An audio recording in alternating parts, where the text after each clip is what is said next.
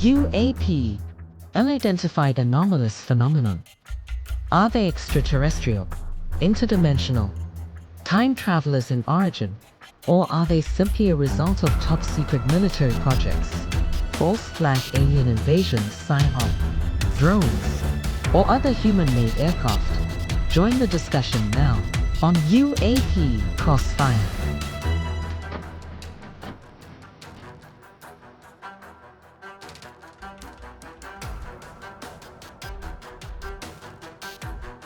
Hello, howdy, and greetings to the greatest audience on the planet. Welcome to another exciting edition of UAP Crossfire. We're here to discuss all things UAP and side-related issues. And joining me today is Chris DePerno from the snowfields of Buffalo, New York. Chris, how are you? I'm doing great. And you know what? There's hardly any snow. We've been getting great weather. Unheard of. It has been fantastic. Did you get up and see the blood moon or the eclipse where you are? No, actually, I did not. I did come home with blood eyes, and my wife, after seeing my blood eyes, made me see a lunar stars. So that's so all no right. Lunar eclipse, no blood moon, but blood eyes, and I think I passed Jupiter at one point. And from his cabana on the sunny beaches of California, Don Ecker. Don, did you see the blood moon or eclipse? No, sir, I did not. But last evening, inexplicably, I had a serious need for some rock and roll. Ooh. And Ooh. I've got a sound system, and my lovely beloved wife was in bed. She was in there with the beagle, door was shut, and I started cranking out some rock and roll. Well, Padre, it kind of got away from me. It got a little loud. Uh-oh. And suddenly, I thought in the far distance, I heard somebody screaming my name. Yes, and I got up and I looked around and she said, "Turn that down." Oh, my. Well, I did. I gave my abject apologies. But yeah, I kind of needed a little rock and roll last night. That's all I can tell you. We're dying to know, what does someone of your highly regarded vintage regard as rock and roll? Jim Morrison and the Doors, Jimi Hendrix, Janis Joplin, Three Dog Night. I mean, we're talking the classics. Kansas. And that's what I groove on. Okay. Well, I'm here in the Black Hills of western South Dakota, where it's another abnormally warm day, the warmest winter out here since records have been kept, going all the way back to the 1800s. And I can't say as I'm complaining, but I did get up to take a look at the eclipse of the moon, and having seen several in my life, I must say that this one was sadly unremarkable. It didn't meet the hype that I was expecting. Did you see the blood moon? I did. It's such a misnomer because the color is actually more like a rust color. It wasn't a bloody type color at all. And I, stared at it for a couple of minutes through my neighbor's trees, which didn't have any leaves on them, and said, "Okay, now I can report to the guys I saw it." And I went back to bed.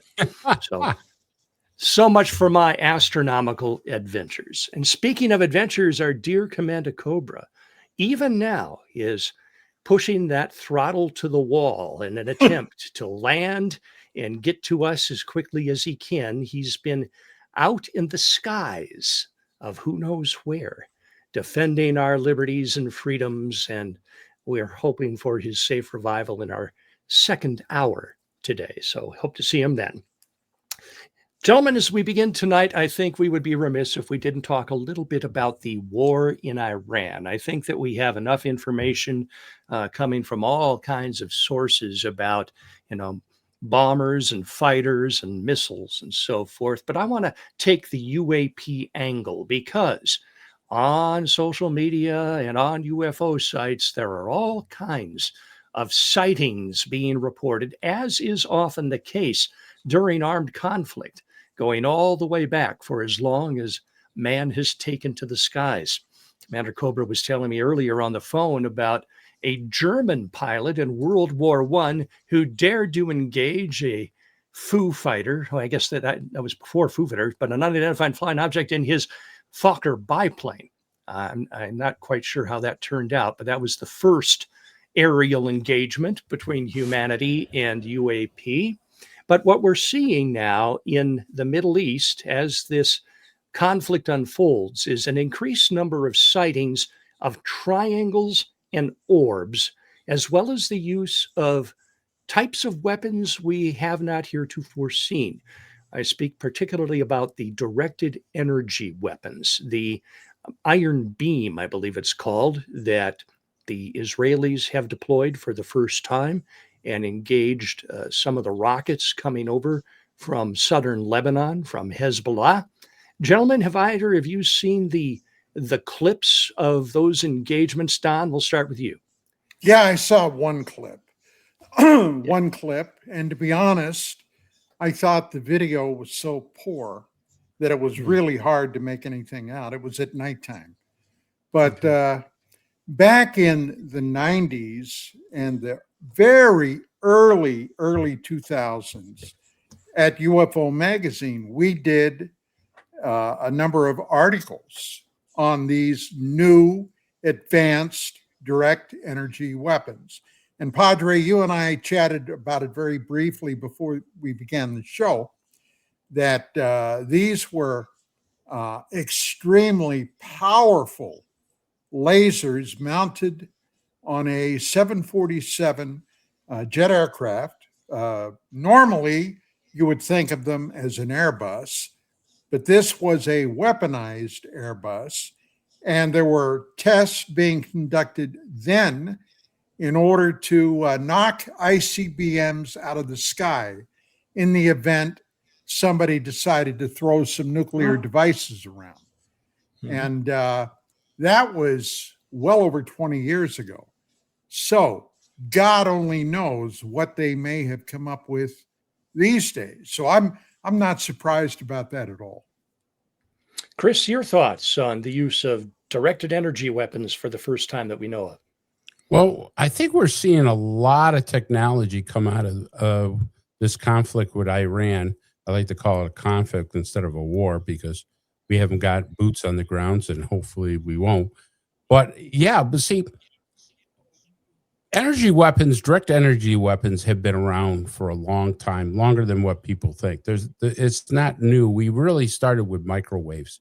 Years ago, the Russians actually developed microwave weapons, and they used it to beam or bombard an embassy, and people were getting sick. They would bleed through their ears, bleed through their eyes.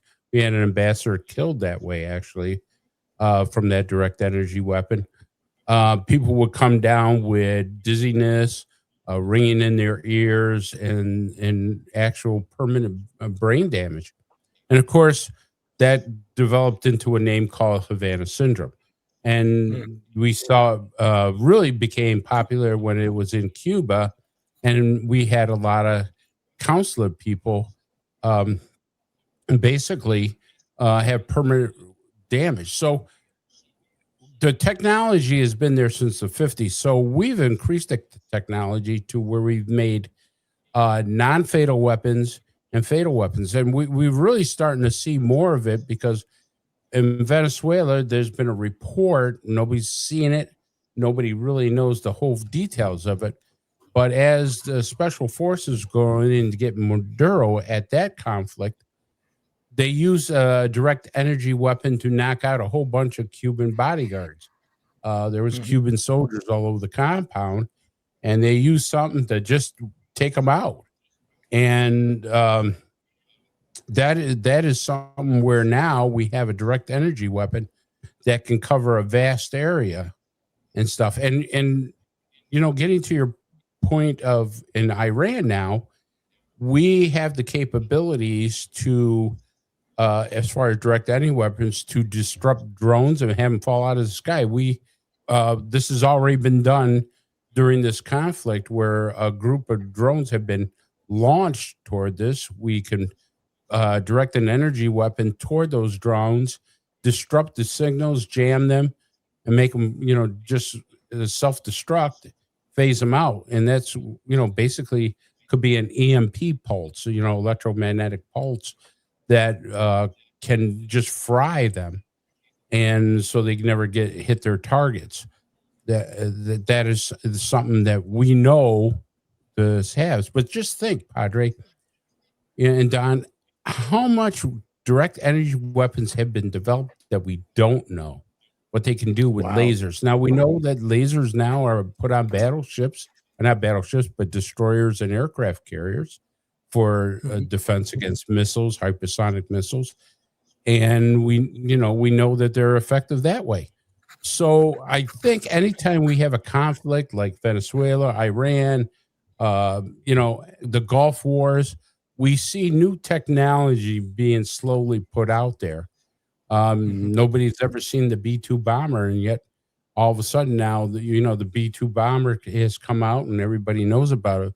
But what do we have flying in the skies today? Well, just before we talked about orbs and triangles.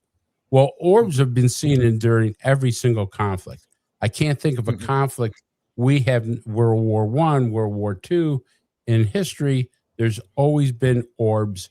And I think that's probably where the drivers of the orbs, I'll say as extraterrestrial, interdimensional, whoever they are, have been studying our patterns of wars. I mean, there's even in Iran, there's now talk of orbs being spotted and stuff as far as this conflict. And I think it's part of a study that they want to know what humans are doing and why they're trying to kill each other. Chris, I've got a question for you, if I may. Sure. A lot of our audience may not be aware that Chris, who was a member of the United States Marine Corps, was a consular guard, stationed in the Middle East back in the 70s. Now, just the other day, I believe it was in Kuwait, a mob attempted to storm the American consulate. Pakistan. It was Pakistan. Pakistan? Pakistan, yes. Okay. Suddenly, there were bodies all over the macadam. The Marines took action. But at that time, Chris, when you were involved, you guys weren't allowed to deploy lethal force, were you? Absolutely not. That came from Henry Kissinger. Under no circumstances could we use lethal weapons. We had them. We were loaded for bear. We were going to use them because these people were shooting at us. And there's no question they were trying to kill us. They were bombing the embassy with Molotov cocktails. They were setting the place on fire. They were shooting at us with snipers. But Kissinger came down with a message saying, nope. And his words basically were that you can evacuate the embassy once they take over the third floor. Now, the problem with that is there's only 3 floors. Which means I'm going to be dead. So, I mean, I'm not going to be evacuated anywhere. When that order came down and said, you guys can leave after they take the 3rd floor. Well, there's not a 4th floor, and you're not really going to land a helicopter on the roof. So that's not going to work. So basically, we were on our own and we were able to use non-lethal force to defend it, even though they were using lethal force. And by the grace of God, we survived it. But I think at that, I don't have any proof, but I will tell you that I think a direct energy weapon was used on an embassy. I developed tinnitus out of that. I had tinnitus after the conflict there. And so I think a microwave weapon was used, against that embassy. I could have been the loud noise. It could have been the chemicals that from the attack. But I always, in the back of my mind, I always says, these people hated us. They had good relations with the Russians. It wouldn't surprise me. I mean, at the time, they wanted that embassy out because the base in Larnaca, which is right now, Don, Larnaca, Cyprus, is under attack by the Iranians. The British base there, we just got word yesterday that Cyprus was being attacked, and Cyprus has nothing to do with the Israelis or the Iranians, but they just said, hey, we're going to attack everybody in the region. And so there's a British base there that they were flying U-2 flights out of years and years and years ago. I mean, we're talking 40, 50 years ago. And so, it would behoove the Russians to get the Americans out of Cyprus. So, yes, energy weapons have been used. I believe I have felt the effects of a direct energy weapon possibility, or it just came from, conventional stuff. But during that episode, I developed tinnitus. Well, when we were growing up, the energy weapon was the purview of the science fiction movies on Saturday afternoon matinees, where the death rays would come from the flying saucers, and there was nothing. And in fact, it goes all the way back to War of the Worlds with Orson Welles. What was that, 1938, I believe?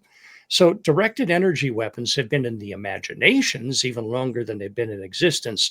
The thing I think what we're seeing now is the downscaling of them.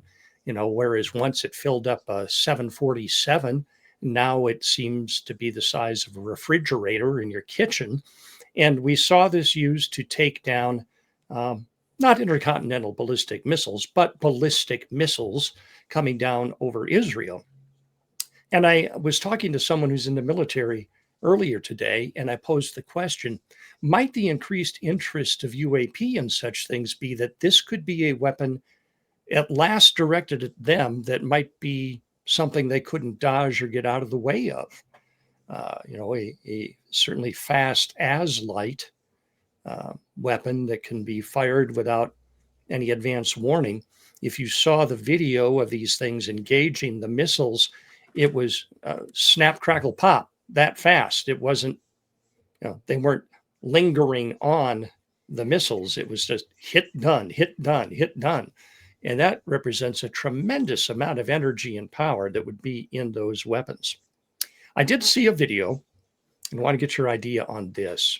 It was only up for a short period of time on X, and I can't find it since, but it was purported to be over, I think it was Haifa in Israel. And you saw in the sky over the city what we have come to know as the triangle UFO. A triangular craft with 4 or 3 circular white lights on the 3 corners at the bottom. And this was positioned between the incoming missiles and the city. And I forget if it was 4 or 5 incoming missiles.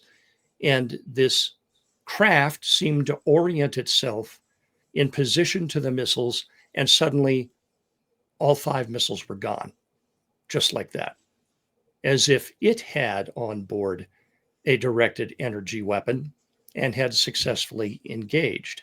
And I put it to my friend who's a pilot, do we have anything like that? And the response was, there is no hard evidence that we do and no hard evidence that we do not. What do you think, Don? Is it possible that we have such aircraft in theater? Oh, yes. I think it's entirely possible.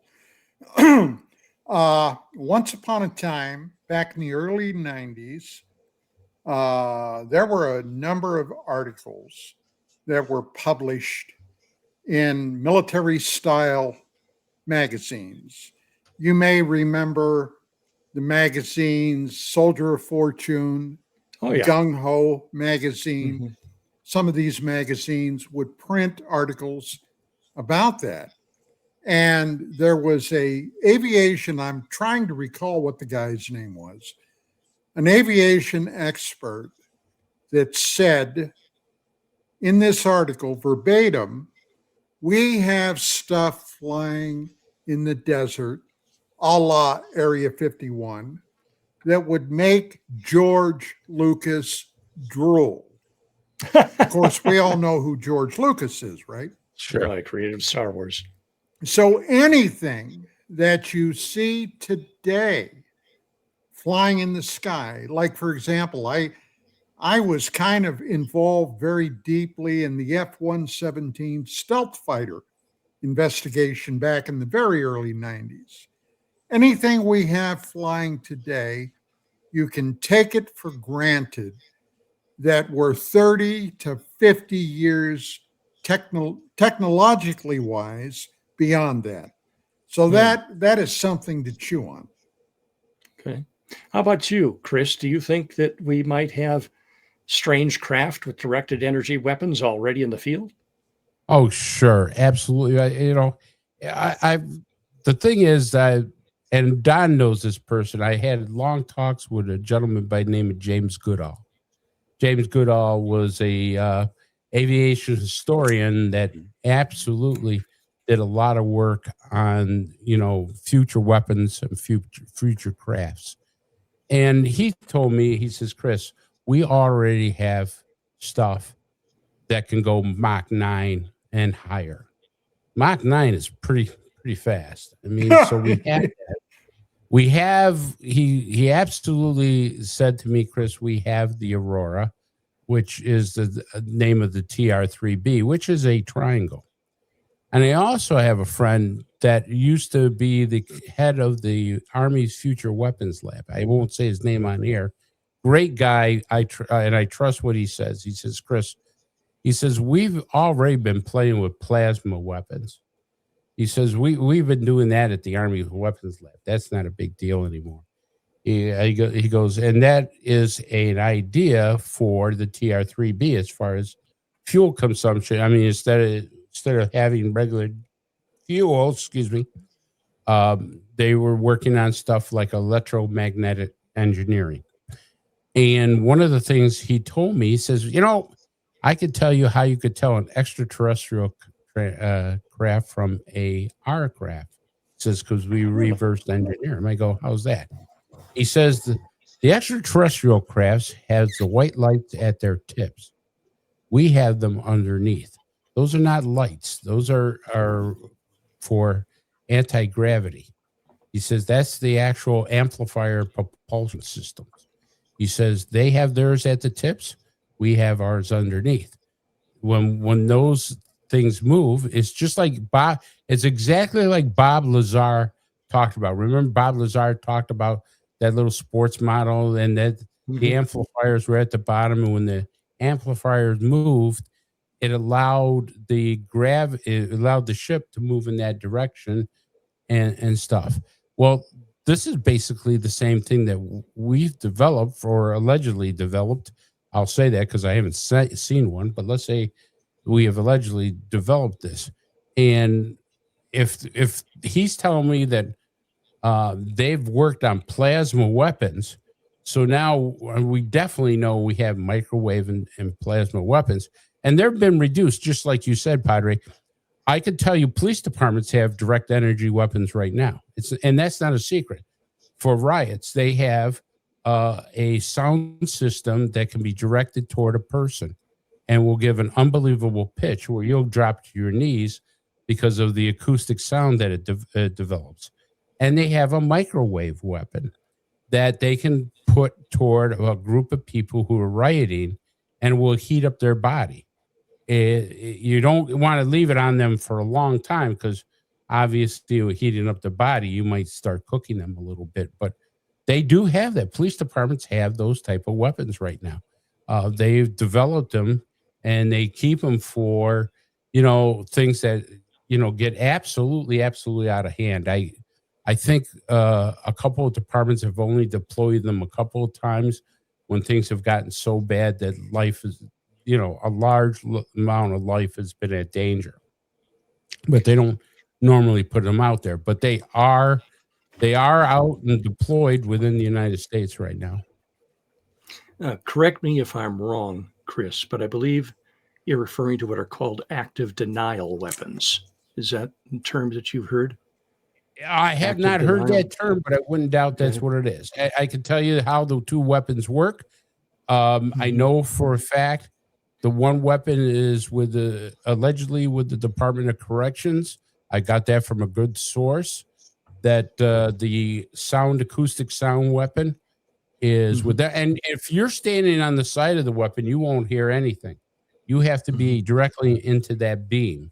So they have to direct the beam actually at the person that they want the weapon to be at things. So they don't show them, they don't display them, but I know that there's police departments that have them. I believe that the one that you're referring to has different acoustic settings for the desired physical effect. One is to cause great intracranial pain in the ears, so as to cause the person to drop. Another setting induces nausea and vomiting. Another And I setting think might. that could have been deployed in Venezuela because Oh, and then were there's another one that makes you lose control of your bowels and bladder. And so I guess it's just a matter of how much cleanup you want to do when you do the setting on it. Yeah, The other one, the other ahead. one that you're referring to, the heating up of an individual. I did some research on this. It was a few years ago, but the microwave settings on this are set so as to cause a sensation of being burned to death without actually burning the individual. And this is done by superheating the moisture in the outermost layer of skin cells. Of course, skin is how we sense what is around us. So this superheating of the moisture in the outer layer of skin causes the person to feel as though they're on fire, but there is actually no smoke, no steam, nothing like that. No.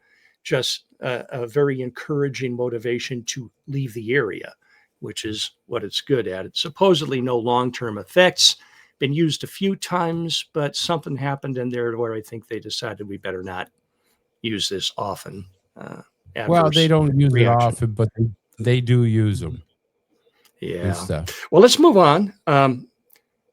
Someone has suggested, shall I mention the collection of this age's ultimate intellectuals on a program called The View, that starting this military engagement is simply to distract us from the Epstein files.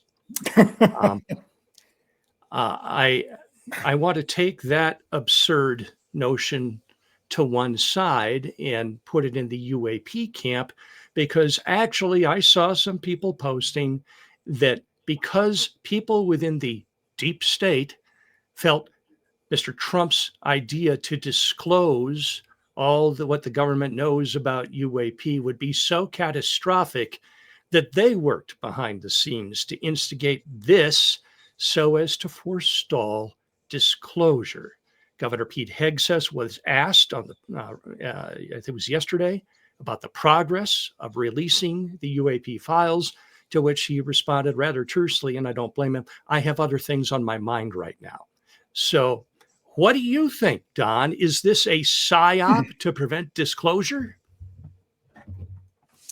I sincerely doubt it.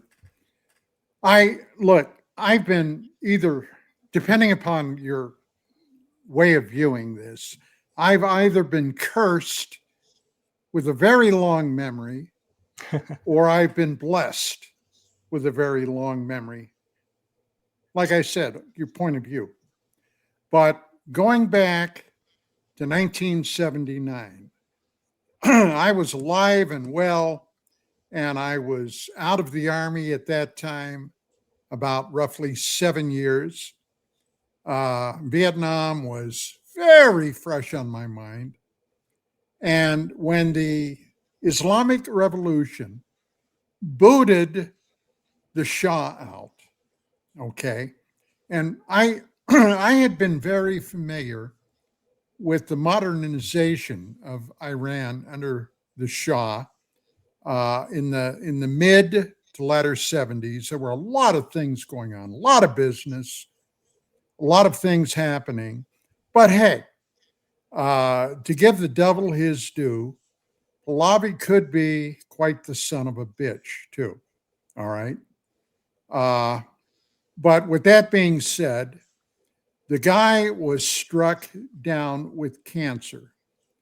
And I think at that time they've already determined that it was going to be terminal.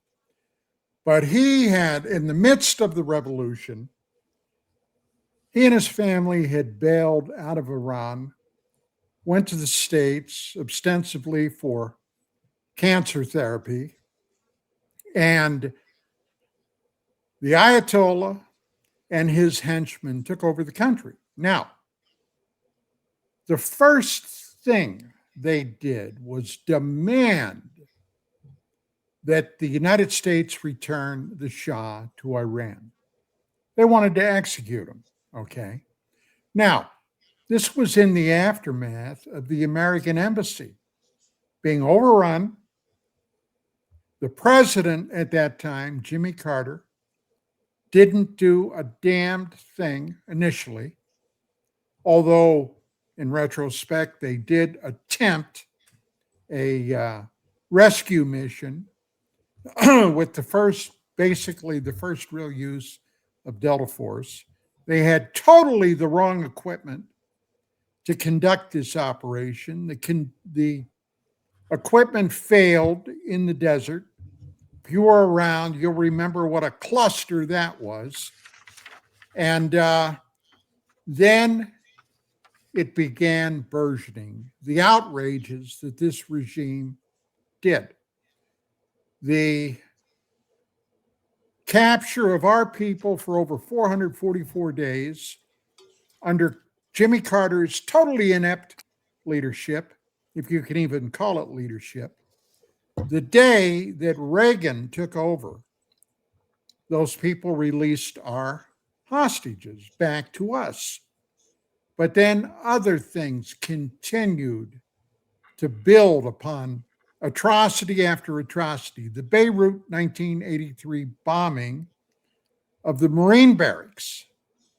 Over 200 of our people were killed. The burgeoning terror networks that began, that were funded entirely by Iran. They were bent and determined. Hey, look, the bottom line is those people were and are a death cult. Okay? Their big thing that they've been waiting for is this 12th Imam to literally climb out of a well, okay, and lead the Islamic forces into a caliphate that will encompass the world.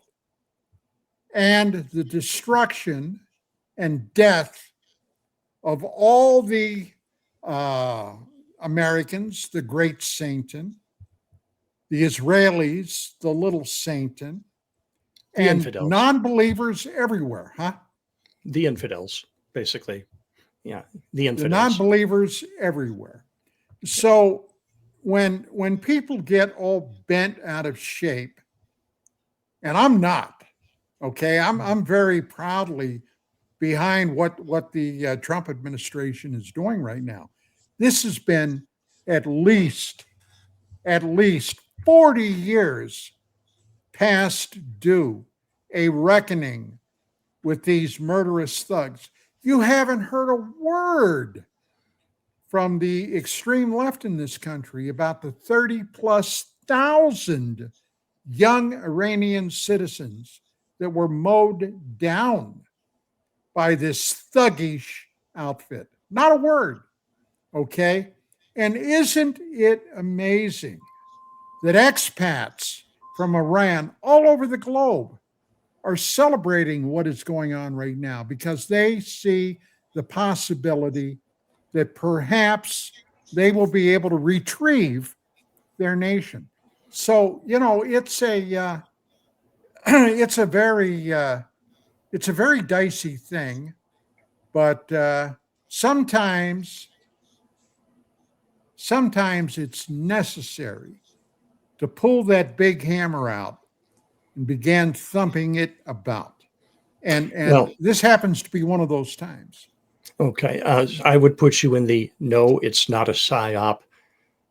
This was a needed action category. Let's turn to Chris. Is this kinetic action a psyop to distract us from other things?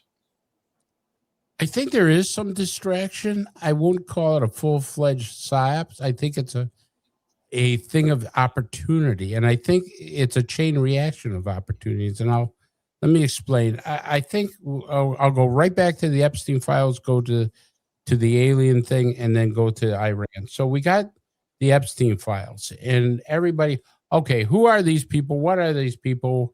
What are they doing? Well, the very first thing you have to understand about the Epstein files is that there's federal judges who have denied the DOJ to release all the files.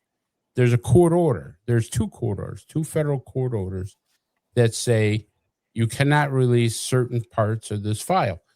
And in order for them to rescind that, those judges have to rescind those orders. So that's number one. Now, why is that done?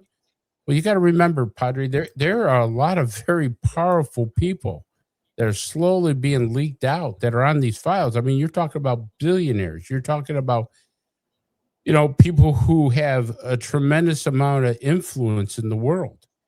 And we know that this certain swamp, and I'll call it the swamp because it's terrible, can manipulate governments.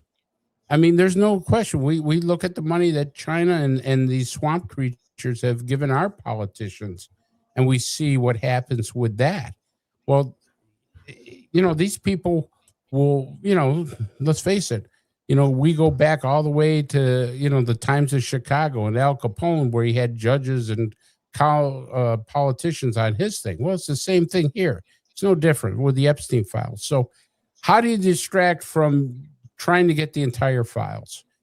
Well, there's certain presidents that might be on that file. And I'm not talking about Trump, because I guess Bill Clinton just vindicated him during a closed door hearing. And so they're still trying to tag Trump to these files, and all the witnesses or all the victims that said he had nothing to do with it. There's police reports that say he's the one that, blew the whistle on Epstein. And now Bill Clinton's turned around and said, yeah, I had nothing to do with him here. I never saw him here. But he did implicate Pritzker in Illinois.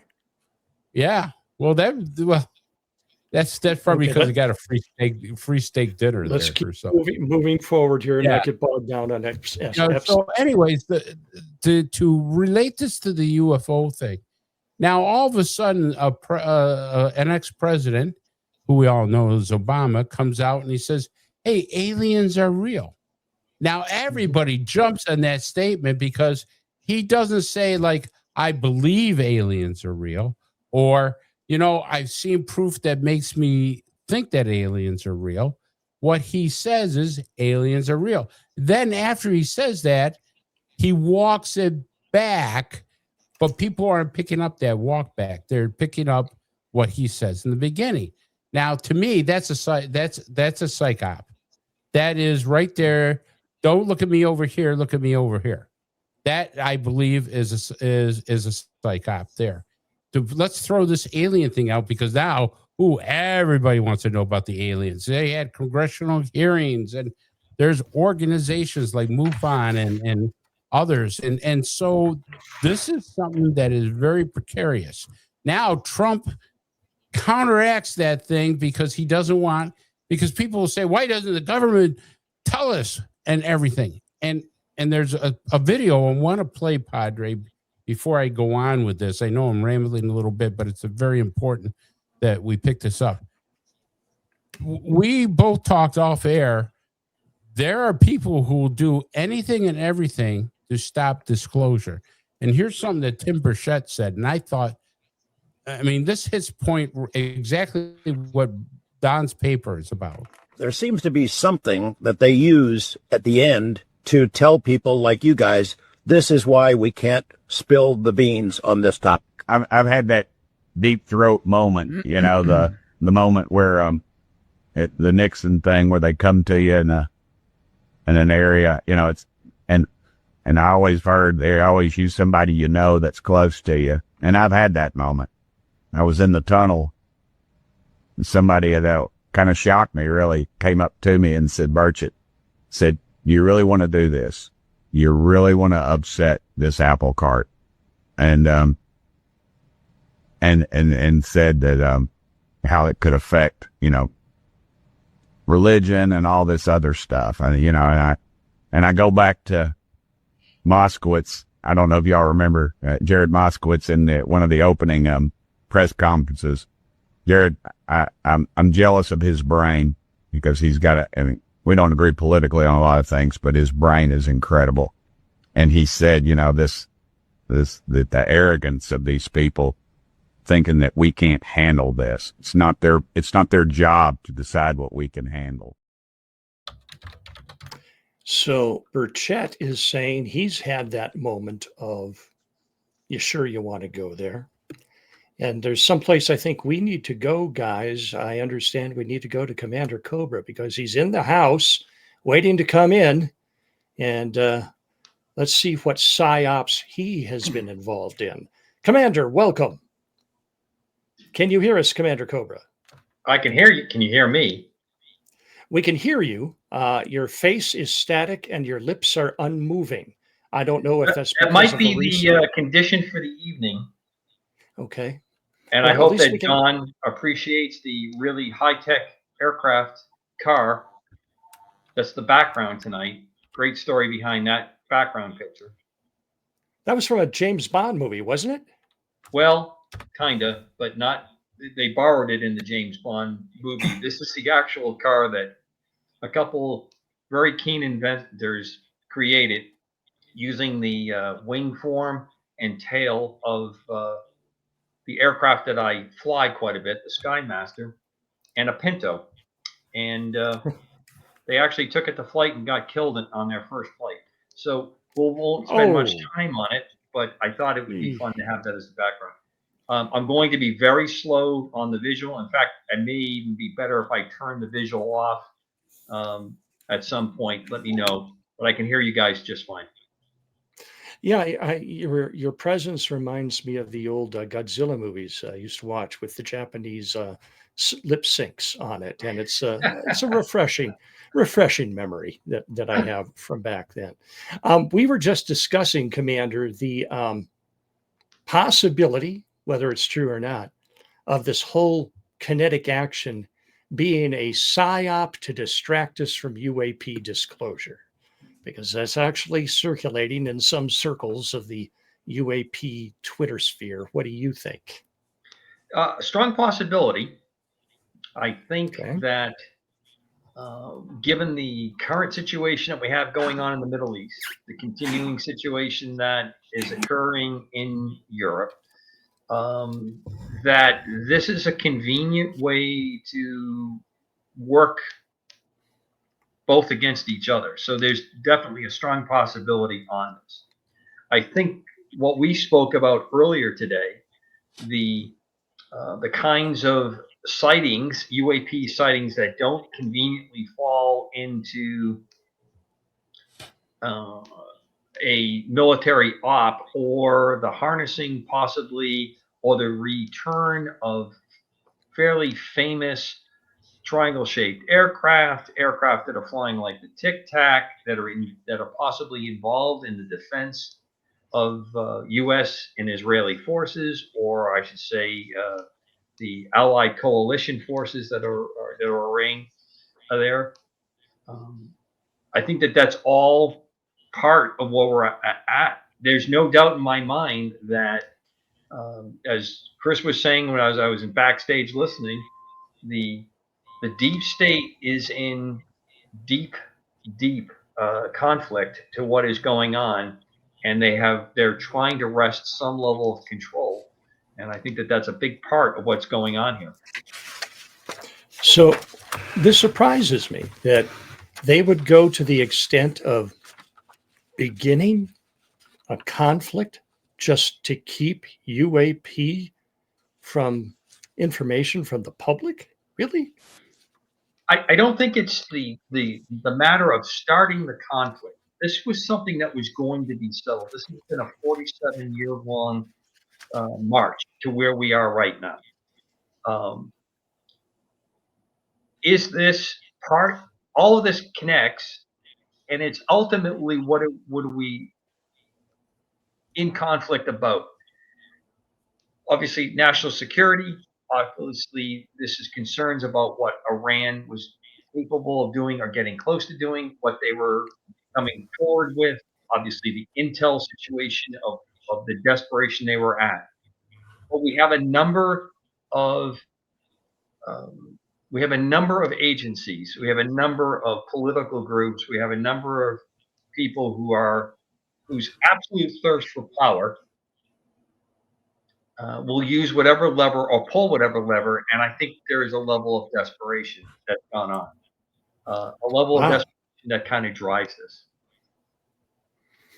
Well, we were discussing earlier, and since you're our avionics expert, we were talking about these sightings of unusual craft and orbs in the current conflict zone, and the triangle that was up for a very short time on Twitter and then taken down, that seemed to be engaging incoming missiles over Israel.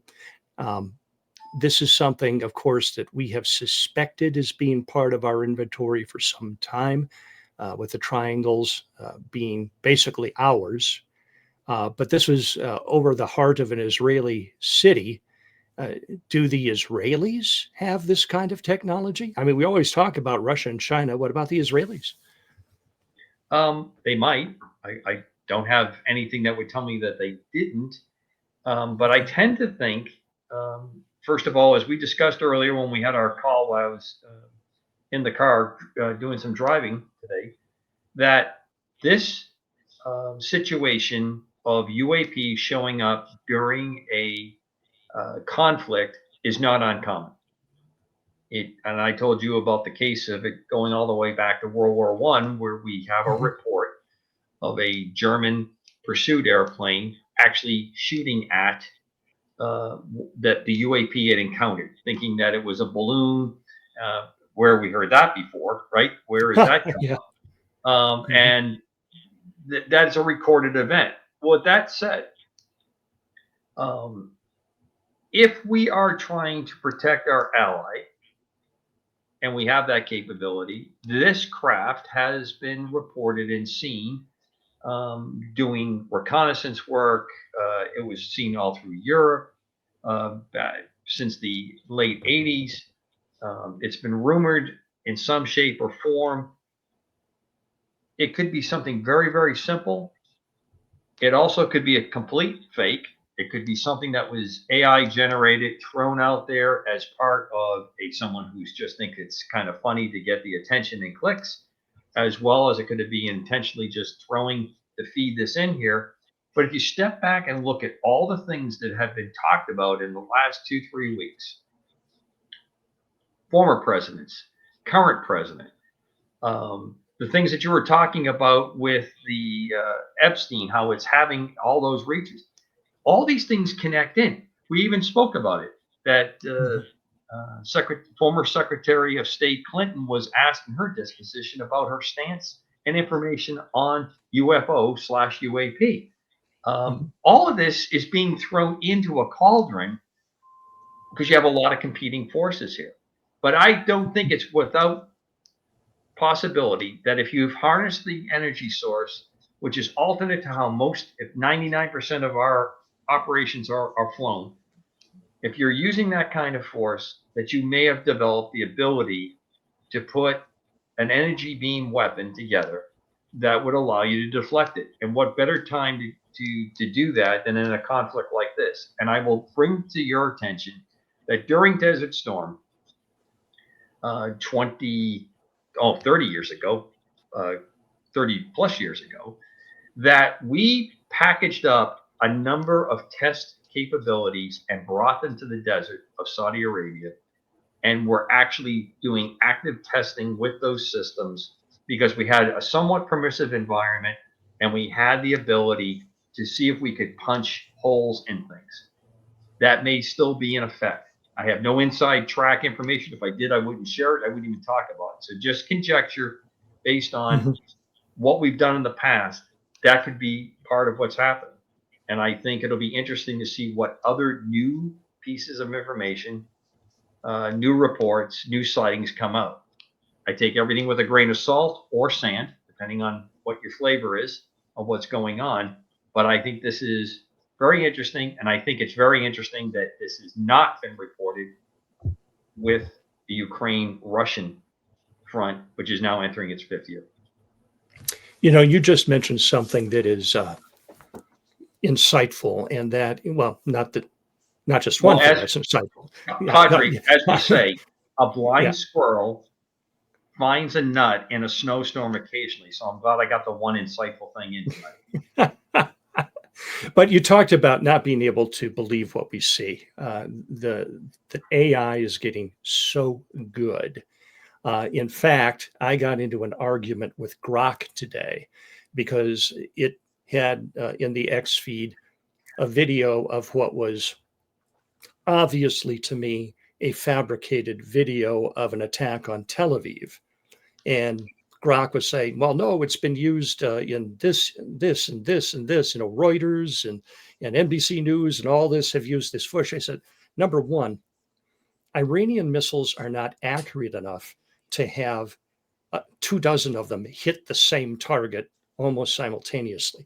Number two, Grok, incoming missiles do not leave perfectly uniform and identical trails behind them. Number three, if there's an air raid in Tel Aviv, the air raid sirens will be sounding, and we can hear people talking in a conversational tone with no sirens in the background. And it still wouldn't believe me.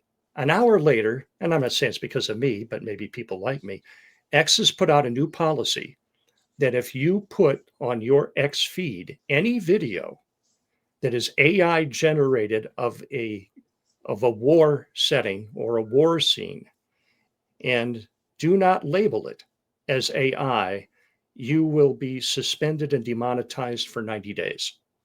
So, I mean, that it's nice to see at least someone taking some steps to try to cut down on the misinformation. And from my perspective, I think that everything that's AI, because this ties right into UAP, that everything that's AI should be labeled as AI and not try to deceive or passed off as something real, or we're going to find ourselves in a world of hurt. So I'm hoping that they will expand that to other areas as well. Before we go to our top of the hour break here, guys, I do want to get your comment on a sad and mysterious story, and that is the disappearance of William Neal McCasland. McCasland is missing from the area around Quail Run Court in Albuquerque, New Mexico. They've put out what's called a senior alert, or a silver alert rather, and that is issued when an older person is reported missing. It's usually done in instances where there is a specific medical condition or dementia or Alzheimer's that would make it possible for a person to wander and not know where they are. And so search parties have been called out in that area. We have reports from people in the neighborhood that they're using aircraft and dogs and people on horseback. The thing that doesn't ring true is the neighbors and people in the area say that General McCasland never showed any signs of dementia, amnesia, or anything other than being completely lucid, healthy, and energetic. Now, this general was in charge for many years of the Kirkland Phillips Research Site and Air Force Research Laboratory, which I understand is, and correct me if I'm wrong, Commander, affiliated with Wright-Patterson Air Force Base in Ohio, and Correct. Supposedly the hub of UAP UFO research going all the way back to Roswell. So this gentleman who ran that operation for many years would likely be holding many important UAP-related secrets, and suddenly he is gone without a trace. Your thoughts, Don? Well, number one, I have a very hard time believing in coincidences. And with this gentleman's background, and putting on my detective hat, okay, I would be looking definitely for an abduction. Okay, he left behind his car keys and his cell phone. Don, what do you make of it? You're a detective. I mean, Chris. Well, I agree Chris? with Don. I mean, I don't think there's much of a coincidence about this. Let's face it, David Grush has said that people have been murdered over this topic. And so, you know, it could be that he knows too much and people said, hey, we got to take him out. And, you know, a lot of bodies are probably buried in the desert somewheres that'll never be found. And, you know, when you commit suicide, 99.9% of the time, there's a note. There's a, I mean, in my experience, most people leave a note explaining why they're doing it. Sometimes when you have murders, you can easily find the bodies. Not all the time, of course, but this seems like it's a possible abduction, not a robbery. The car keys are there, the cell phone's there. I mean, there's no reports of any jewelry or anything else that was taken from him. It just a simple, he's gone, he's vanished. Commander?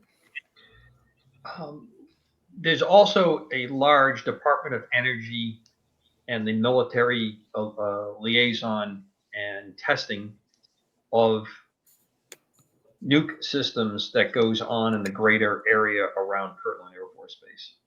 There's also a large and burgeoning capability for training that goes on, long history at the field. The Mercury 7 astronauts were partially screened at Loveless Clinic, which is just outside the gate of Kirtland Air Force Base. This is an area steeped with a lot of history, and a lot of history connected to Roswell, as you brought up. And as Don said, I'm going to change it just a little bit. If there are no coincidences, there are no conspiracies. So in this case, this one doesn't look right from the start. I don't know enough of the background details of what his social situation, what his family situation is. But this is not an uncommon place for retired flag officers, people that are still involved in a lot of activities. There's a very interesting group of retired and active civilian contractors in the area.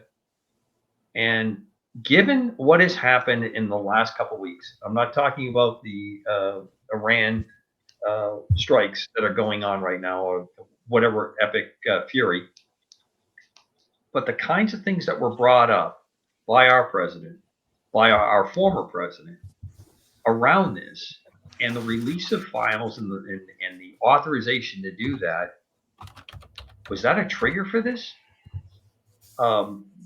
There's a lot there, and a lot of it just simply doesn't pass the smell test that this is just someone who rapidly developed dementia and walked off. Well, I certainly hope that he is found safe and sound. We hope and pray for him and his family that this will have a happy ending. And if not, you can bet we will not let the case go quietly into that dark night here on UAP Crossfire. We've come to the end of our first hour, gentlemen. We're going to take a break to do what men our age often have to do at this stage of life, and we will be back with the second hour coming up next.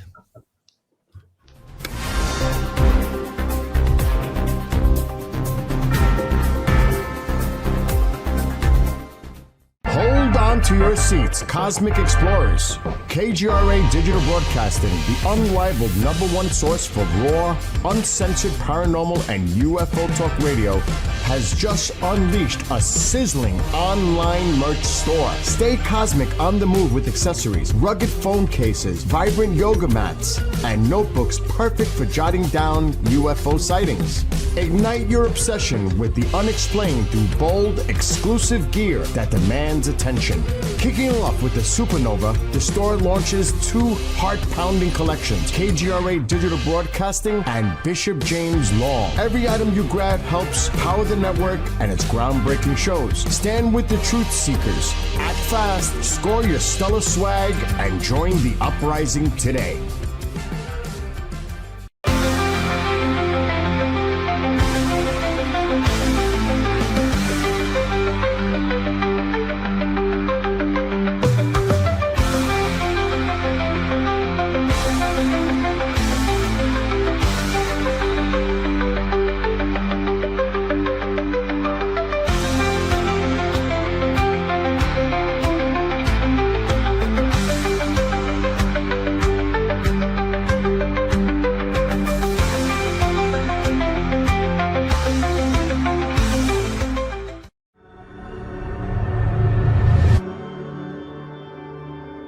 MUFON is the voice of thousands of like-minded people who want to see change.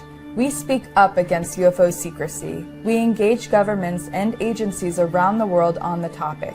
We share information with the public through our journal, website, newsletter, social media, and even our own TV channel. When you join MUFON, you add your voice to the cause. Few things are more important in our time than understanding the UFO question. Join MUFON. Find your friends.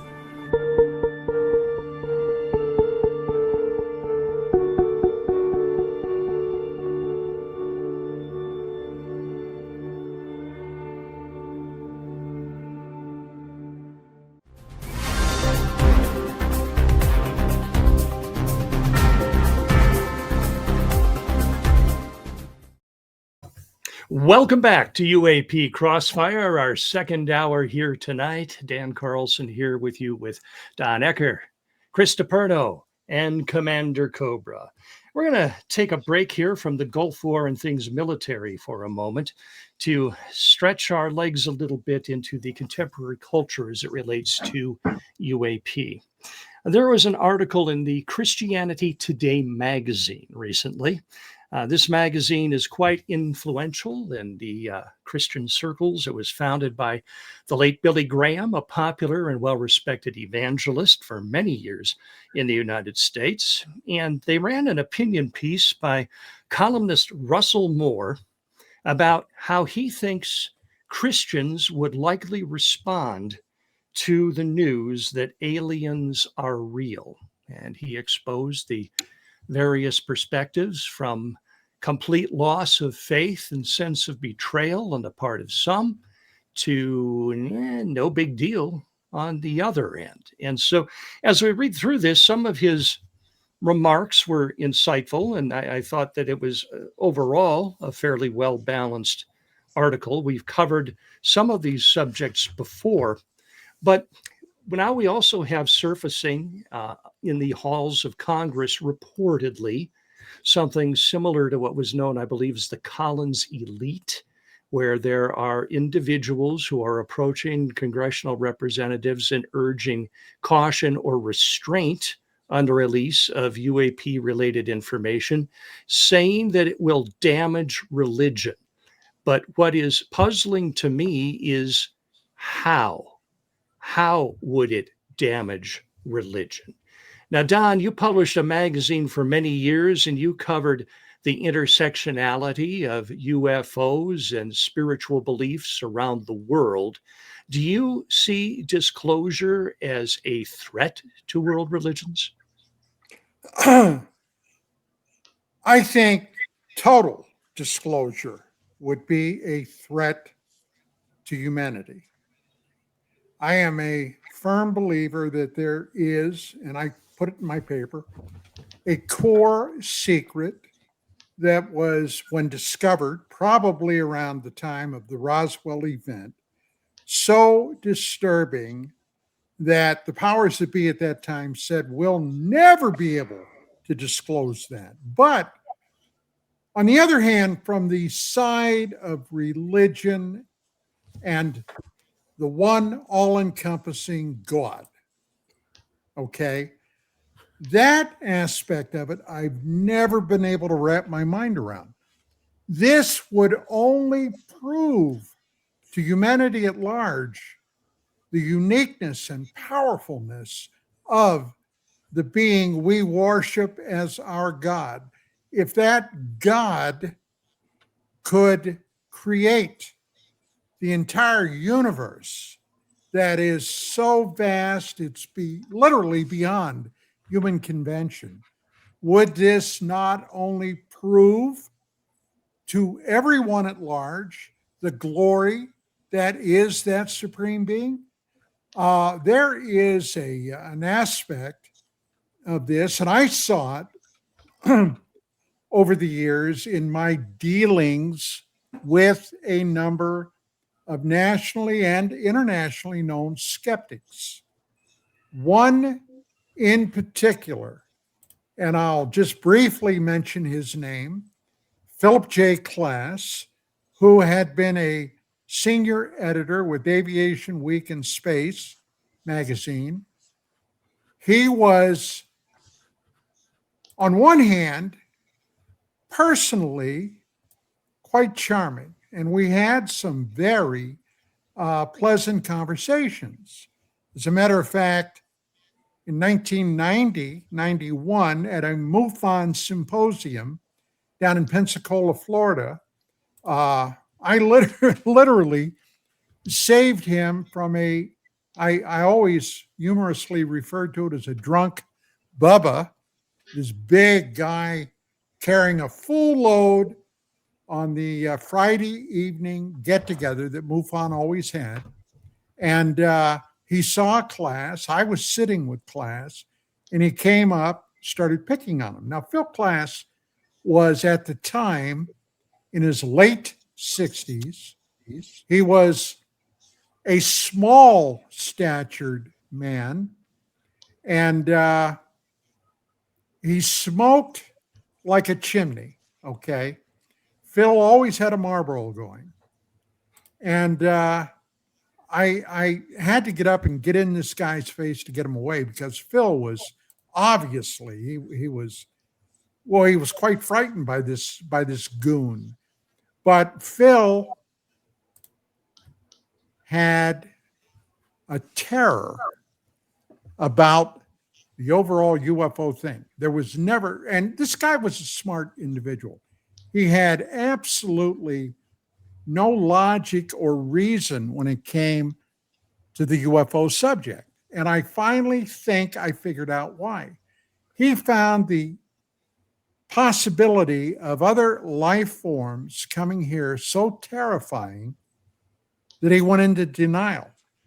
And not only would he go into denial, but he would go into backstabbing mode, trying to basically sabotage people.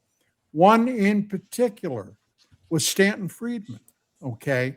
Now, Friedman had some family members that were very sick, very ill, and they were having problems with medical expenses and what have you. So he was going around, he was doing a lot of lectures, a lot of things to try to generate some income, primarily for that sick family member. And Klass, behind Friedman's back, and I was never able to forgive Klass for this, and he also pulled some stuff with me later. He was trying to sabotage any speaking engagements that Friedman was in the process of setting up. So there are people, and we all know this. I mean, my God, look at what's going on today. We all know that there are people that will go to extraordinary lengths to hurt you if they feel their cause is just. And I got to say, I'm not surprised by that in the least. Chris, your thoughts?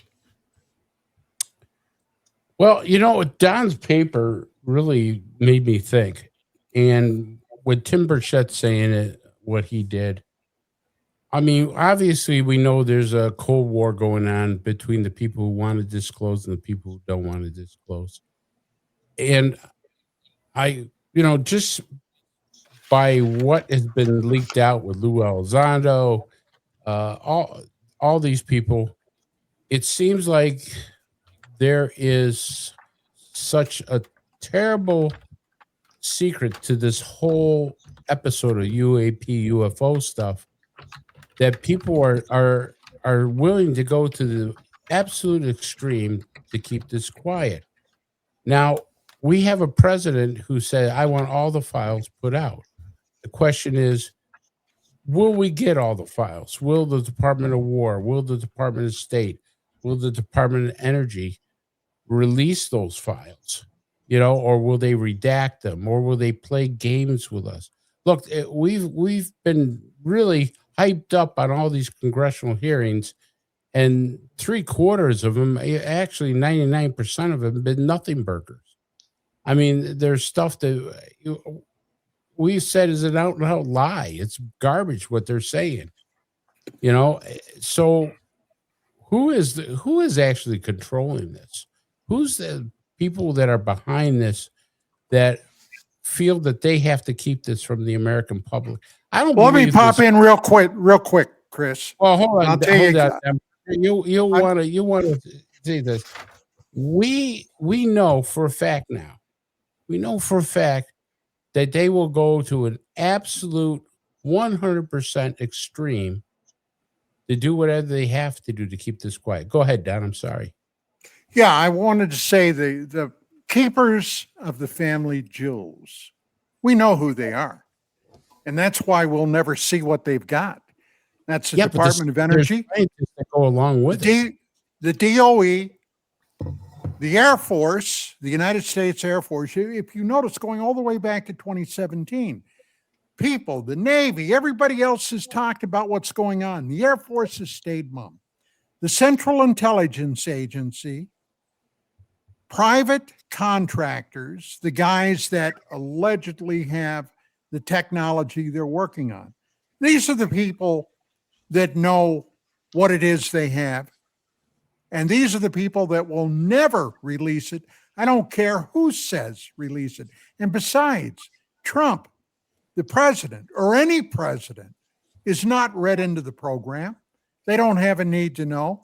So how would he have a clue what is being kept and not kept and who's playing games? That's why it's a fait accompli. It's a fait accompli. There's been talk that some presidents, not all presidents, but some presidents have been read into the program. Apparently, they claim that Ronald Reagan was read into the program. This is where we get this information that there's a hostile extraterrestrial species that does not like Earth. And you know what? I tend to believe that that some of these species do not have our best interests. They haven't done anything that I could see that has helped humanity. So, I mean, I would take everything what they say with a grain of salt. They said Eisenhower met with them, formed a treaty with the Greys. He first met with the Nordics. The Nordics offered him technology, but said, you have to get rid of your nuclear weapons. We're a peaceful race. You have to become, and we'll offer you the technology. They turned it down because at the time they said, well, the Russians have nuclear bombs. We got to have nuclear bombs. Then apparently Eisenhower made a deal with the Greys. And the Greys says, yeah, keep your nuclear bombs. We just want to abduct some people. And then, allegedly, they broke the treaty where they were only supposed to take a few. They decided to take as much as they wanted. So what happens if that comes out? Well, let's say that's true. And they say, it's not the idea that most people think aliens have been visiting us. Aliens are here. It's the secondary questions that I don't think they can answer. Because somebody's going to say, well, if aliens are here, have they been abducting us? And what are you going to say? Well, yeah, they've been abducting all you people because we made a treaty years ago with Eisenhower and we said it's okay. Can you imagine if anybody in the government came out and said that? I mean, am I wrong on that type of statement, Commander? No, you're not wrong. Okay, but the original question was, Chris, Sorry, I got off the track. Is it to me, Yeah. Padre? It's coming to you, but Chris never answered it, and that was, do you think the disclosure would destroy religion? It depends how they spin it, Padre. If the powers to be want it to be destroyed, they're going to try to destroy it. Look, we've all heard of Project Bluebeam, where they want to destroy religion that way. If the powers that have this information say, you know what, we want a one world government, we can form this in a way to have our one world religion. We want it to take out Christianity and put it into whatever we want. It could very well hurt a lot of people that are on the edge of believing Christianity. Now, to me, it wouldn't because I wouldn't believe it, because to me, I've seen stuff happen that I can't explain that are spiritual. I'm a very spiritual person. But what happens to people who feel the same way I do and say, hey, wait a minute, I'm going to be chastised. And now you got the fight on because I'm going to say, F you. This is what I believe, and I'm not going for what you got to say. Commander, your thoughts? Well, first, I want to commend my 3 other co-hosts, because I think this is one of the more interesting takes that has been shared, and really one of the reasons I love doing this show with you guys is this kind of discussion. Next, this is why I always end shows or start shows with God's peace that surpasses all knowledge and understanding, because that's what this is going to require. To sum up a direct answer to the question posed, yes, some religions will crumble with this. Religion is a man-made construct, that some people probably would say it's constraining. Mm-hmm. But we could talk about this for at least 2 or 3 hours, because of everything that has been said so far.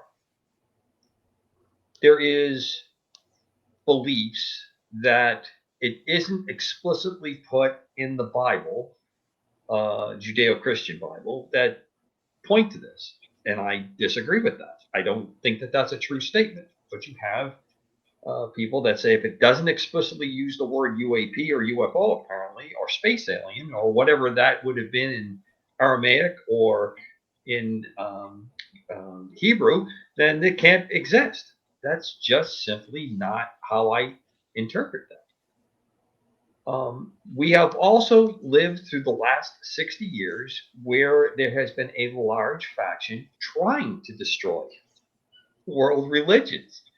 The de-emphasization of a spiritual understanding, a belief that there is a God, this is permeated. We have perverted the word science and the application of the scientific method to put man at the top of this pinnacle. I mean, I can go on for hours on this, that yes, some religions will probably crumble out of this. Others will probably see a very full church or a very full synagogue or a very full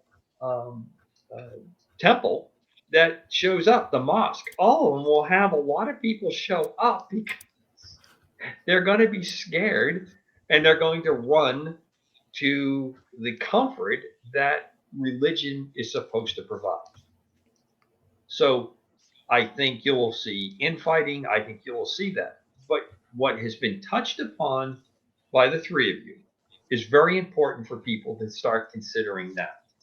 Number 1, did we make deals? And we tend to be very U.S. centric on this, but I have a feeling that we're going to find out that there is other groups, agencies, one-ofs that are involved in this. That's one. Two, there is no surprise in my world that we would make deals that say, well, some people are expendable and some people are up to be the fodder for this activity, if that's what's going on. And I think there's a very good case that that's going on. And the reckoning of that comes forward. Is that hand in hand with the kind of situation we find that reality is being warped by AI, by everything that we do with the wholesale destruction of religious principles, moral guidance, indulgement in every possible activity? I think all of that is yes. And if you are on the end of the line holding the stick that has done all this, you don't want your fingerprints on the stick when you drop it, and you sure don't want to give up or face the music for what has gone on. And to all of this together, what Don has put out, and what I consider a fairly brilliant paper, and years of being around this, what Chris has said, and of course, Padre, what you and I have talked about on this, how many of your fellow reverends, rabbis, imams, the whole group actively have considered this? Well, I know of a few in all those areas, but I also know of a number that this is a threat. This is not part of it. And again, I go back to, this is a man-made construct of what was given in the Judeo-Christian world, direct guidance, the law from God, and it has been perverted. And if you go back to the Old Testament or First Testament, how many times when Moses stepped away, Padre, did things just start to run amok? You're right. Right? Yeah. I mean, and Right. we are in a pretty big run amok situation. So yes, I think there'll be some negative impact. I also think there would be some positive impact that people may want to turn to religion, turn to God as a means to come to some kind of comfort, peace with this situation when it comes forward. We've made a mess of it, but we made a mess of it starting in the garden. So I don't see this as a big surprise. Padre, can I jump in here real quick for a second and add something to what Commander said? So yes, one of the things when Commander was talking, so one of the things just came to mind is that we've been trying to destroy religion for years. We've done all kinds of things to deter religion, destroy. I mean, think of all through the years how even going on today, we are burning Christian villages, destroying Christian churches. I mean, Africa is they're just killing everybody that's a Christian, in places in Africa. But we've done it through the centuries. We don't like this religion, so let's wipe them off the face of the earth. We don't like this religion, so we'll wipe them off the face of the earth. But here's the subtle thing that they've done. They brought in the Big Bang Theory. Now, when that came in years ago, that was very strong where people said, religion has nothing to do with this. There was a big bang in the cosmos, and we came from these little minerals that grew into amoebas, and from amoebas we came to multi-cell organisms, and we came out of the water and grew and grew and grew. But yet there's doctors who said that's impossible. And I've talked to doctors who says the miracle of life is, the chances of a child being born, and I've talked to doctors who are OBGYN, pediatrics, and say the miracle of life is so astounding that even doctors, they won't tell you, are amazed that children are born as healthy as they are. It's just a miracle of what happens. But what did we do? We created this whole scenario that there was no God, there was no religion, there was nothing but a big bang. Am I on the right track with that, Commander? Well, I think yes, but the other part is the perversion of religion.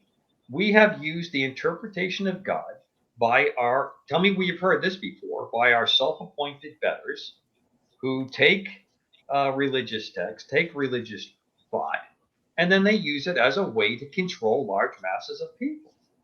Oh, sure. And then you have the emergence of technology, which at one point was controlled by various religions and then was overrun by various religions because it couldn't be controlled, and that set up the conflict.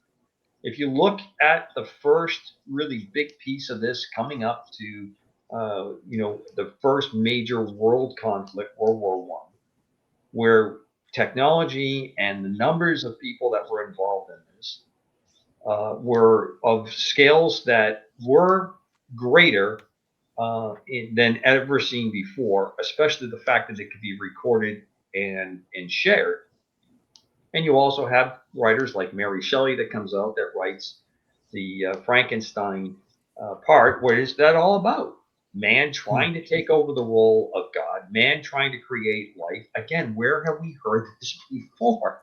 Back in the 90s at UFO Magazine, we did a special issue, and the theme was Darwin's Black Box. Okay. Now we all know who Darwin was. And in there, a perfect case was laid out that the human physiology somewhere along the line was designed out. Now, the big question was designed by who or what? Now, the people with a very strong religious angle on it said, well, obviously that was God. Okay. But others came along with some empirical science and said, well, no, wait a minute. Okay. There are a number of questions here that we have to answer. For example, the human brain, Homo sapiens brain. All right. At one point, from our ancestors, it would appear to have almost, and this is taking a little liberty with it, but almost doubled in size in one fell swoop. Okay. Now, some would say, well, that's because humans, Homo sapiens began eating massive amounts of meat. All right. The proteins did that.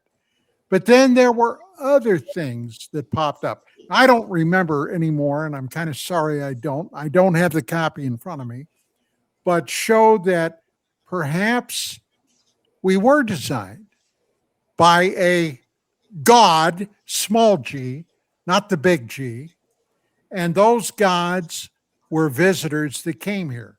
Now, Zecharia Sitchin, in his Earth Chronicles series, laid out what I thought was a brilliant hypothesis, naming the Anunnaki, those who from heaven to earth came. And why did they do that? Well, once again, according to Sumerian tradition and Sitchin's translation of it, and yes, I know there are people that say he got it all wrong. Well, I knew the guy, they didn't. And in his thesis, he said these people came down to earth in search of minerals and metals that they could get here on earth that they would have a hard time getting anywhere else. For example, gold. Now, what in the hell do you need gold for? Well, obviously electronics, but there was something about them suspending a solution of gold in their atmosphere, a Nibiru, okay, because the climate and the environment was vastly degrading. Now, I have no idea if there's any validity to that or not, but we humans have discovered ancient gold mines here on Earth going back in South Africa over 300,000 years ago. Now, who in the hell would have been mining gold and for what purpose? All right. This was allegedly before humans had any civilization. Okay. Were Homo sapiens sapiens even around that early? And it's obvious you can't use gold for tools. You can't use gold for weapons. It's too soft a metal. So what in the hell were they using it for? I don't know, but somebody was grabbing it. Same in North America with copper. Okay. Thousands upon thousands of tons of copper were mined in the upper northeast and central part of the country. They see the mines, they figured out, they calculated how much was taken out of the ground. But the big question then was, where in the hell did it go? Nobody knows. The working hypothesis is that there was some type of a trade circuit between us and Europe. We were sending copper over there. They were using tin that they got from what today is the United Kingdom. They were making bronze. Maybe? Yeah, maybe. But the bottom line is these kind of questions have never been answered. But there is a possibility of an answer in the fact of we had visitors coming down here. Now, human beings, the Anunnaki. Sitchin maintains they designed us from an early human ancestor. And the reason they did that, they needed a race of workers, slave race, if you will, to mine their minerals. This is one possible answer. I don't know how you guys feel about that. Padre, I know you've taken a look at that. Yeah, I have. And I'm taking even deeper looks now. And I am absolutely amazed, the deeper I dig into this, of the similarities of world religions about what transpired before the flood. And as I've said on the program many times, we have been misled and deceived. Everyone has, as to world history. And that there, I believe, is ample evidence of ancient advanced civilizations existing before the flood of Noah, between the time of creation of man, which I do believe was a God-initiated thing. And I think that his intent for us was to have dominion over this planet. But I think that other races of created beings objected to him doing that and led a rebellion. And that as a result of that rebellion, we are now being pulled by both sides to try to see where we're going to wind up on whose side. And these religions all have common threads. And the more of them I look at, the more I find these themes that are connecting. That at some point, as the Bible says, the sons of God looked upon the women of men. I've told that story before. There was a mixture genetically into the human bloodline of something that was not supposed to be there by higher beings that abandoned their duty and their position, as the Bible says, to fulfill their own desires, and as a result created this race of being called the Nephilim. The Nephilim became tyrants and enslaved humanity. And I mean, technically, you could say that the Nephilim were, as Don said, people who came from above, because biographically, the way the ancient peoples thought is that if your father was a otherworldly being, then you were a demigod, or at least half god, half human. Bible says this gave birth to the men of renown of ancient times. And, here we're looking at maybe some of the Titans. Maybe we're looking at characters like Hercules and Pericles. And sounds like a stellar argument for the Second Amendment to me. Yeah, right. But what happened Or at then least is slingshots. there was a God, it says, repented for having made man. That means he said, this is not going well. It's not going to the plan that I had hoped for. I need to start again. And so he sent this flood. And, all of these ancient stories talk about these beings from other, let's call it worlds, other realms, imparting to humanity technology that they possessed. And they're named in some of the accounts, like in the book of Enoch, who these beings were. And these advanced civilizations were then wiped out as part of God's judgment to wipe out the Nephilim. And that the spirits of those Nephilim, being unfit for heaven or hell, roam the planet as bodiless, soulless, evil spirits known as demons that afflict and try to bring humanity down. But as I mentioned, all this to say, there is such commonality. Different names are used. And interestingly enough, a lot of these other stories that come out of Samaria and other places actually are younger than the Bible's stories, which means that they may have been influenced, especially what we read in the creation accounts of India, by the stories of old that came out of the Ark of Noah, the knowledge and the testimony to what had been in the world before. And as Commander said, basically everything we touch turns to poop. And so we keep corrupting these things, and all God is doing is standing there with extended arms, hands that have nail scars in them, and saying, can you please just come back to me? I just wanted humanity to love me and me love them, and not be occupied by all of these other things out there that all they want to do is destroy you. And we talked about religion being destroyed. And guys, if religion is destroyed, we won't last a generation, because the rules of religion are what keep humanity alive. If overnight it was revealed that religions are false, no need to follow these 10 commandments. There's no such thing as 10 commandments. There's no such thing as don't steal, don't kill, don't slander, don't abuse your neighbor, don't sleep with someone else's wife.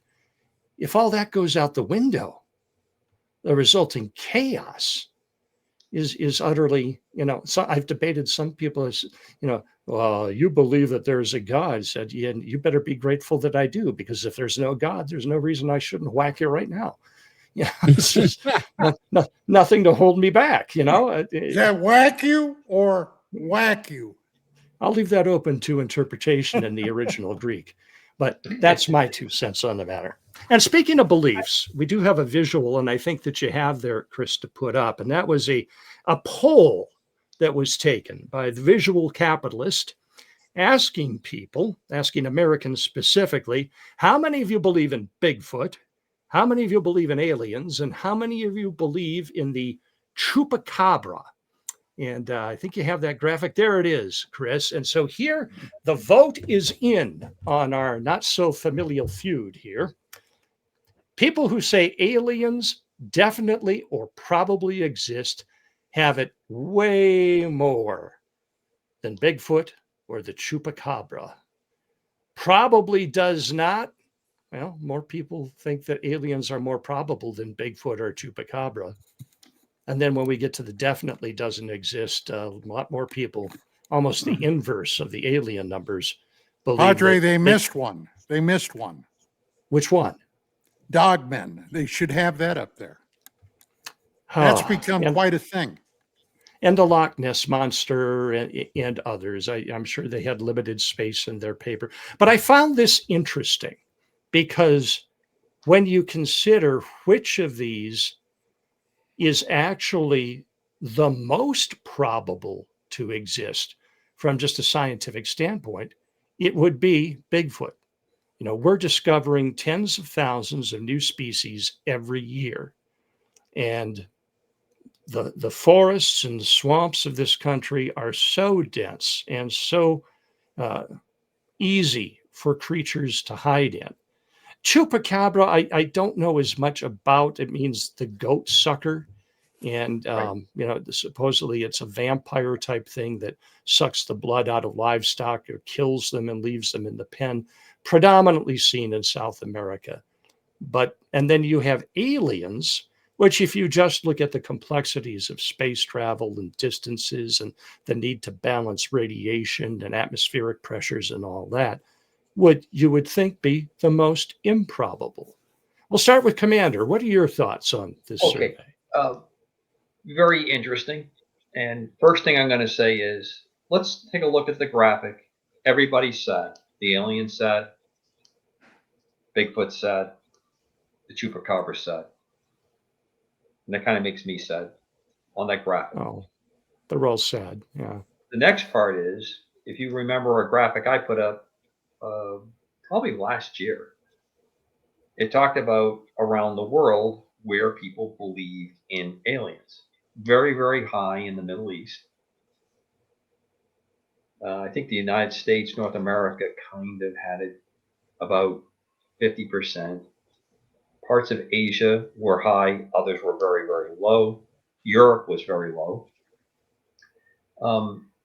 I think those surveys are interesting. I would have liked to seen the fourth column there, do you believe in God, with that same comparison that's in there. I think we continually mentally masturbate. I'm going to use that expression. Really. Wow. On this, because we see ourselves as kind of dominant in all these discussions, that we can figure all this out because it's just the way it is. And I'm surprised that people still have doubts that other things can exist and hide and we can't detect them. And I think that is a really interesting, and I like the graphic. I like the fact that it asks kind of a very simple question that has really complex demands in it. But I'm not surprised by that at all.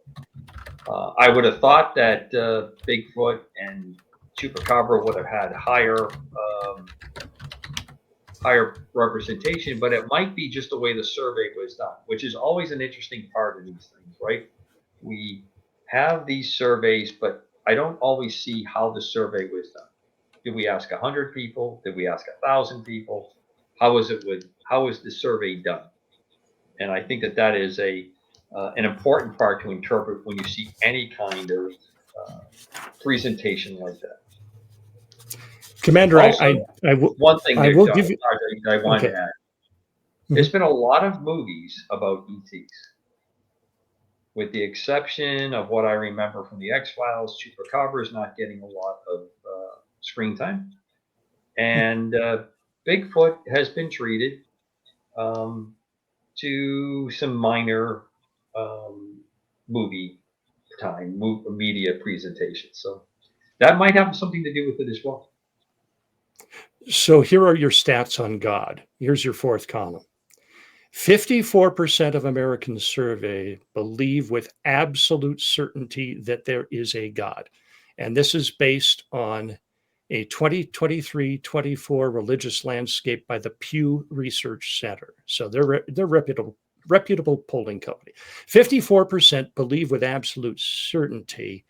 21% believe but have a certain amount of doubt. They're fairly certain. So when you combine those two together, you get 75% either believe or believe with a few doubts in the existence of God, a supreme being. In terms of belief, but not certain at all, kind of I want to believe, that's 8%, and absolutely do not believe, that is 16%. So in a 4-way study with our graphic, God wins as far as the number of people who believe he exists, which I find encouraging. But Chris, your thoughts on aliens, Bigfoot, and Chupacabra? Well, I was kind of disappointed that the aliens didn't have a higher number. I thought that was kind of low, to be honest with you, as far as absolutely, because there's a tremendous amount of push to have alien disclosure, and to see that stat on that, I was a little disappointed to say, wow, that's kind of low for that. Chupacabra, I've seen some video and stuff that supposedly they're chasing these things or not. I don't know where I stand with that yet. I don't have much there. Bigfoot, you can put in the alien file too, because we've had tons of reports of UFO landings with Bigfoot, standing guard of the craft, actually. Yeah, So, there's been a lot of intersection now. Stan Gordon Yeah. stuff is amazing on it. Yeah, exactly. And so you can put that in the file as far as Bigfoot being a creature from another planet. And that I actually kind of believe that. I actually believe that Bigfoot may have been placed there to see if it can breed here, see if it can survive here.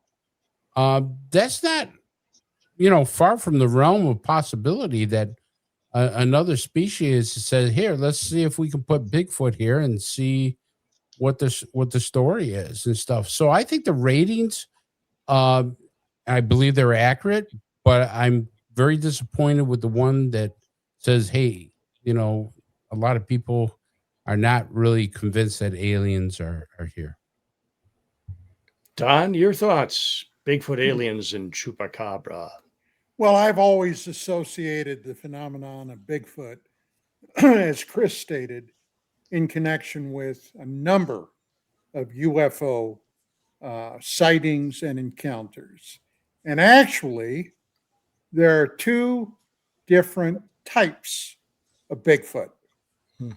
There's the 5-toed variety, and I tend toward a more natural explanation. As a matter of fact, there's a contingent of people that believe that this may be a leftover creature from early humanity, perhaps going back to Neanderthal. Okay. And then there's a 3-toed variety of Bigfoot, and these were all documented in prints, footprints, and what have you left behind after sightings that seem to be closely connected to the UFO phenomenon. So, yeah, I pretty much accept the fact that there's some type of a creature running around out there. Now, the Chupacabra is a bit more problematic. I recall back in the early 90s when the phenomenon first achieved wide notoriety.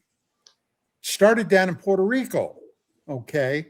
Now, at the time, there were people much like today, conspiracy theorists, that surmised that these were animals or some type of creature that the DOD had been tinkering with, okay? And before you knew it, reports and sightings were cropping up in Florida and later in Texas. And of course, all over South and Central America. Now, was there something there? Yeah, probably there was. What was it? I'm not sure. But it did seem to have our genuine, real hard-on for farm animals because they slaughtered a lot of them, everything from chickens to goats. So, yeah, I would not totally dismiss that out of hand. But one thing, and this is what I mentioned somewhat earlier, the dogman or dogmen creatures that have been popping up quite a bit recently. And this, once again, has its contingent of conspiracy theorists that think that it may be associated with some type of secret biochemical experiment run amok from DOD. Genuine wolfmen or werewolves. Now, that I'm not so sure about, but I think there are enough reports and cases that have popped up that would suggest there's something behind the mythology. So that's my take on it. Can I jump in here real quick, Padre? Please. Let's just continue on Don's line there, because I think Don presents a very compelling case. Doesn't this go back to what we have said on this show, that all of this is tied in together? And if we have the disclosure secret and someone's got their hand on the button to allow disclosure, does the rest of this all come out too?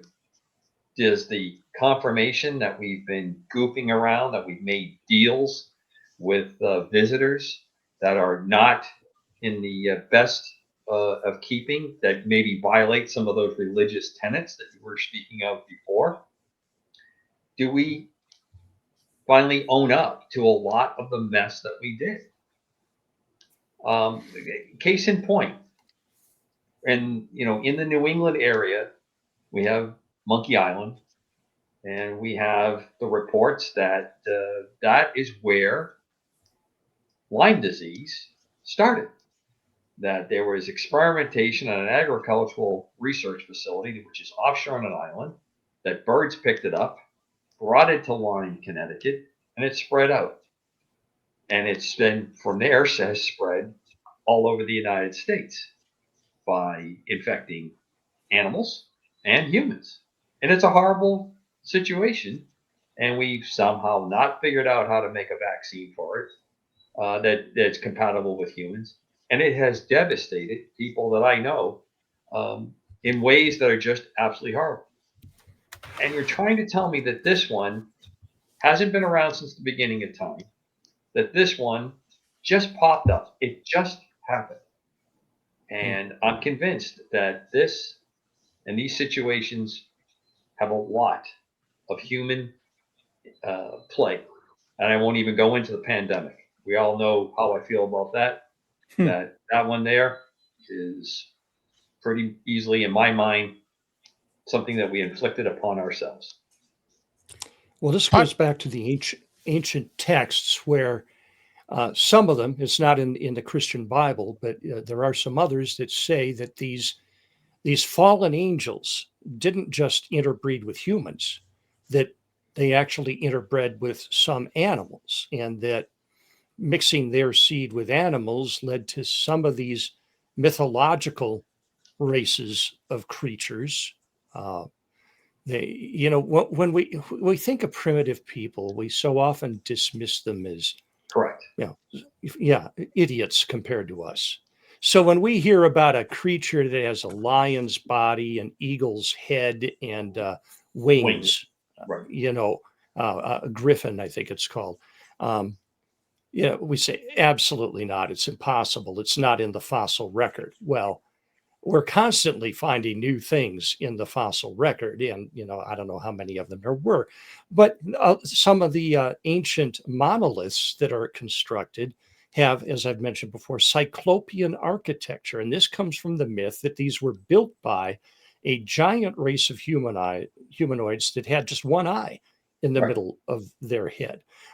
Minotaurs and what's the one? Centaurs.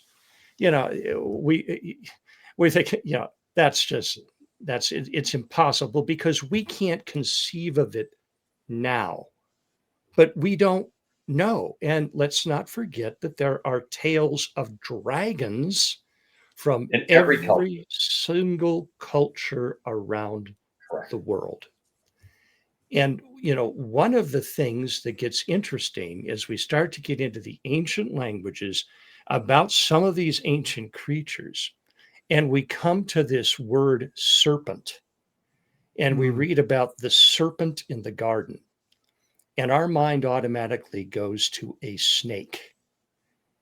Well, there are certain twists of the Hebrew word, nashah, that can mean something that is serpent-like or serpent in appearance.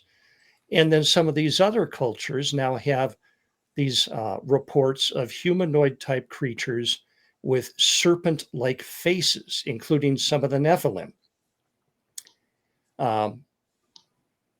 Okay, is there a species of alien that we call reptilian, and why? Okay, you see, we're starting to draw some connections here.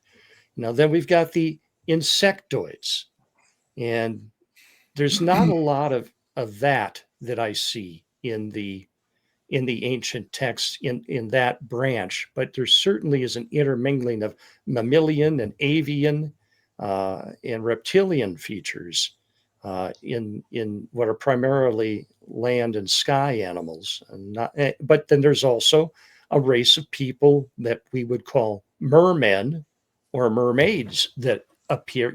Who knows what these monsters were doing? Their objective was to eradicate the human race, and that's why judgment was pronounced, because they were eating us, they were enslaving us, they were basically trying to erase the seed of Adam from the existence of creation, and in doing so let them have dominion instead of the seed of Adam over the earth. And this is this cosmic battle that we are involved in even today. Because as sons of Adam, human men, we are in conflict with spiritual beings, interdimensional beings, whatever you want to call them. We just can't see them all the time with our naked eye.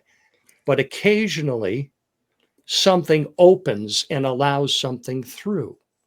I wrote a couple of sci-fi models that deal a lot in the portal theory. And I don't know if you saw Ross Coulthart's report this week, but he claims that he has been to a portal in the United States, deep in a forest, guarded by the National Forest Service. Well, I didn't know that the National Forest Service had an elite group of warriors that were guarding interdimensional portals, but that's what he says. And portals to where? Portals from what? And if there are portals, what are they being used for? Interdimensional travel, or are they dumping their genetic research that fails into our realm? Say, well, let's see how they handle this one. Toss in a few dogmen or Sasquatches or reptilians. Who knows? Don't forget the New Jersey Devil, because that. Oh yes, forgive me. You were just in his neighborhood today, I understand. And Mothman. Mothman. Mothman, yes, yeah. We got to find Steve and get him on again. And I want to know what's up with that Mothman statue and where you put the quarter in the back. Anyway, so we have run out of time today, gentlemen. It has been a thrill ride. We'll just go around the horn, closing thoughts on anything we've discussed tonight, Don. Well, right now at my feet, I have a young beagle lady that is nosing me because it's her dinner time. Uh-oh. Actually past her dinner time. So as soon as we get done here, I've got a job to take care of. But she's not going to let me forget about it, believe me. Okay. Chris, closing thoughts. I'm just kind of excited to see what the Trump administration is going to bring out with disclosure. I'm not going to get too hyped about it because I've been very disappointed before, but let's just see what they say. Hopefully we will get to a good answer. Commander Cobra. Two things. God's peace surpasses all knowledge and understanding. The only thing that I hang on to as a solution to all this. I love these discussions, and I truly do love you guys. It's a lot of fun. The other part is this: to the greatest audience on the planet that is engaging and with emails, I forward everything. Also, the UAP Crossfire at Gmail. Everyone here on the screen has access to see. Please continue with those inputs and your thoughts and suggestions for shows and guests, and continue to subscribe and support the show. It's been fantastic. And a quick shout out to our guardian angel, as I've been calling her, Amanda, for all the great background work she's been doing. That's right. And we are now on Facebook. We are on Rumble. And we are on YouTube, so you have no excuse in not finding a place to watch UAP Crossfire. We hope That's you'll subtle. tune in next week for another episode of UAP Crossfire with the Gang of Four. Good night, all.